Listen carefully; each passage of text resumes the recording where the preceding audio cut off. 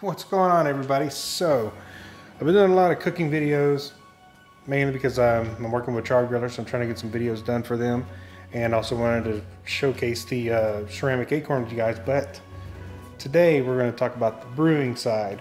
So as many of you know, I've been basically fermenting with ice bottles. I even built a catalyst foam box at one time, which I didn't bring with me to Midland because it's just too bulky. It didn't cost me much to build, and I just left it behind in Houston. I think I actually went in the dump, but whatever. But I've been using a cool brewing jacket to keep the catalyst in, which does fit. It's a very tight fit, but it does fit. But still, I was using ice bottles, and I'm trying to get away from ice bottles. It kind of takes up a lot of space in my freezer of my fridge, and I don't have an extra freezer, and the one extra one I do have I'm using as a keezer. But I wanted to show you something because it just came in today. I'm excited, and we're gonna open this up that came.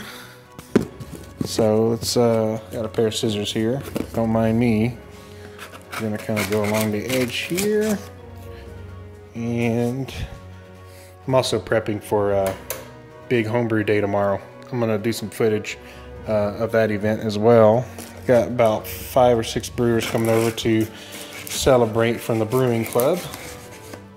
But I'm so happy that this came because I'm gonna use it tomorrow once the beer's done being created, or the wort at least.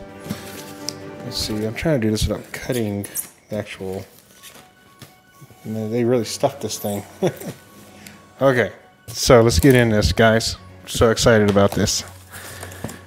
What I've got here is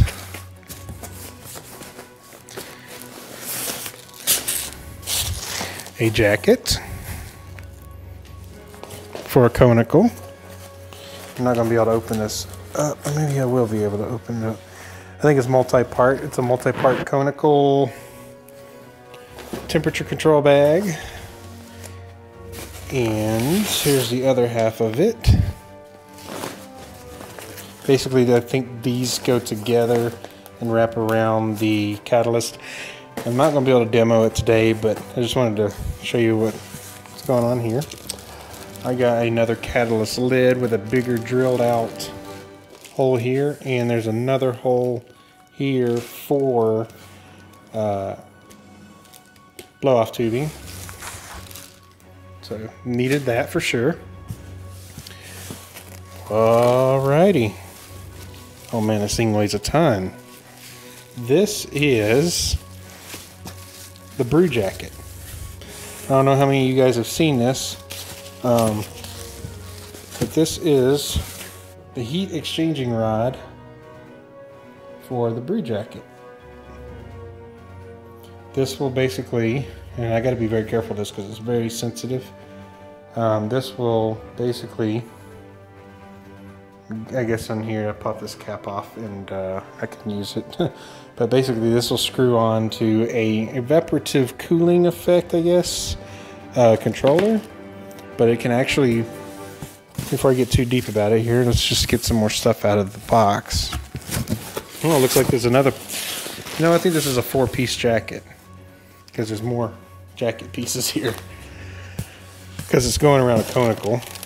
These are extra bungs that I had to order just because the way that this thing will fit in the catalyst. They recommended 2 bungs that'll be stacked on each other to keep the rod from going down into the too deep into the catalyst, because the catalyst is kind of a shallow fermenter, but these will kind of add that spacing.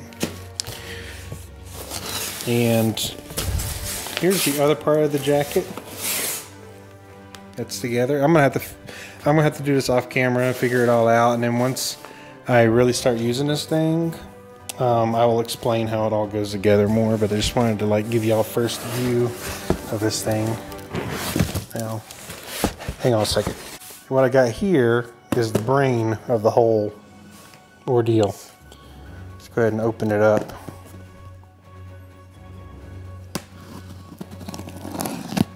Now, this particular product, the Brew Jacket, they have different. Sorry, I'm trying to do this with the camera in my hand. They have different jackets for your whatever fermenter you have. You have a bucket fermenter, you got a carboy. If you have the SS Brewtech fermenters, they have different jackets for all of them. And actually, I do remember them saying that I am going to have to modify this conical jacket a little bit for the catalyst. I think I have to cut one of these so it straps around the base somehow. I'll figure that out later and explain it to you guys. But I actually hit a Brew Jacket up, the people that make Brew Jacket, or the guy that makes Brew Jacket. I sent them an email seeing if they wouldn't mind me demoing the product. They never did get back to me. I think they were like, whatever, this dude only has like 3,000 subscribers. You ain't got time for that. I don't know. I'm just saying. It may not be that at all. This thing probably costs a lot of money to... actually, I've got it upside down. Bear with me here. Okay, let's do this. Lift the box off. Oh, there we go. Wow, this looks a lot nicer than the original one that they had for the Kickstarter program. This is the cord for the controller. This looks to be the power brick. Man, that is a power block, huh? And this is the brain. This is the thing that's going to actually do the evaporative cooling or whatever. I'm not sure how this all works. I know it's like heat transfer from the rod. It pretty much pulls the heat out of your beer or wort and replaces it with a cooling effect down the transfer rod here. This basically will screw into the bottom of this. Like if I pull this up here, it screws on there and it makes contact with this plate. But yeah, this is pretty nice, man. No clicky buttons. This even clicks the logo. Had to make use of their logo, I guess. But anyways, oh, they even provided a blow-off tubing. How cool is that? And the original bung for the catalyst. And there's the probe, the thermo probe. It goes on the outside. You just tape it in place on the outside of your fermenter. That way you can monitor your temp. But yeah, I mean, heat transfer controller, power brick with the plug, heat transfer rod, catalyst lid, extra pack of bungs, and the 4-piece jacket that goes together around the conical. So I'm excited to try this out and demo it for you guys. I'm not sure when that will be. I'm using it tomorrow, but I don't think I'll have time to really film that part of it all. But here in future brews, after I get the hang of using it with the catalyst, I will definitely do an overview and a walkthrough on how it all goes together. And I'll give you my full-on review of it, even at that point, because I'll have already fermented one beer with it. And the cool thing about this thing is that all I need is an electric outlet. I can set my beer anywhere in the house as long as there's an electric outlet, and it will control my wort temp within 35 degrees, I believe they say. Like, I can lager with it. If I got like a 70-degree house or 75-degree house, I can lager because it'll drop it down like to 30 degrees or 40 degrees. So I'm really interested in doing that. And I'm going to see how it goes with some water here in a little bit, just to see if it cools it down. But anyways, don't want to take much more of your time, but I just wanted to show you guys this new brewing accessory I got. It wouldn't have been possible without your support, without your clicks, your views, because I'm actually using some YouTube revenue to pay for this thing.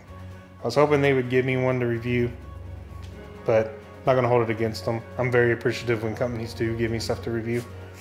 But basically, just a couple months worth of you guys just watching my videos and providing that support has made it possible for me to even acquire this thing. So thank you very much. I am going to demo it in return and give you a full-on review of it and let you know if I think it's worth the money it costs. My particular version was $400. The bucket fermenter and carboy fermenter version is $300, but I think it's because of this fancy 4-piece jacket deal that is why it costs so much. These jackets are the most expensive part of this whole thing, really. Go look at the jacket prices online and you'll see what I mean. But this thing right here, this transfer rod, you have to treat it like a baby. You have to make sure it doesn't get scratched, doesn't get damaged, because it's got a real sensitive coating on it, and you can't even sanitize it with Star San. You have to use iodine-based sanitizer with it, so you don't damage the rod. So I'm gonna keep this thing. When I'm not using it, I'm keeping the bubble wrap for it, because when I'm not using it, it's gonna stay in bubble wrap. So, anyways, guys, thank you for your support. Thank you for your views. Because of your views and everything, you've made all these things happen, and I'm very appreciative. We'll get back to you here soon with the actual National Homebrew Day footage.